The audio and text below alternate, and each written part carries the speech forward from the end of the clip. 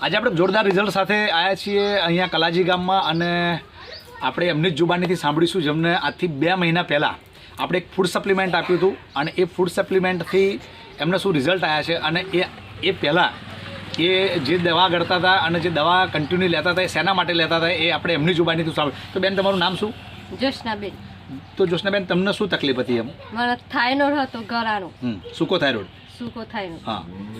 પહેલાં આમ બહુ વીતતું હતું પણ આ 2 મહિનાથી આવી ગોળી વાપરવાથી મને બહુ સારું લાગ્યું. અત્યારે તમને થાઇરોઇડનો રિપોર્ટ ફરી છેલ્લો કરાયો? હા, છેલ્લો રિપોર્ટ કરાયો. હા, તો કેવું છે અંદર રિપોર્ટમાં? છેલ્લા રિપોર્ટમાં 0% આવ્યું. થાઇરોઇડ 0% આવ્યો. હા. અને જે તમને બીજી તકલીફ હતી જે કામ કરવામાં અને થાક ને બધું લાગતું હતું એ અત્યારે કેવું લાગે છે? હાથ પગમ ને એવું પહેલાં બહુ વીતતું પણ આ ગોળી ગળવાથી 2 મહિનાથી મને હાથ પગમ પછી આમ વીતતું નહીં, થાકે નહીં લાગતું. અને જે વખતે થાઇરોઇડ થયો તો એ વખતે લોહી કેટલા ટકા હતું?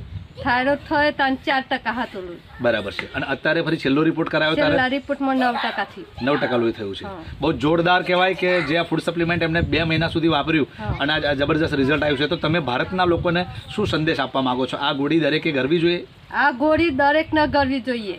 અને દરેક વ્યક્તિ આ વસ્તુ વાપરવી આ જોઈએ. વસ્તુ વાપરવું જોઈએ, એનાથી શરીર બહુ સારું રહે. વેરી ગુડ, જોરદાર અને જબરજસ્ત રિઝલ્ટ છે. બસ ભારતના દરેક વ્યક્તિએ આ વસ્તુ વાપરવી જોઈએ. મારો આ સંદેશ છે, બેનનો પણ આ સંદેશ છે. રોકિંગ રેનડર્સ.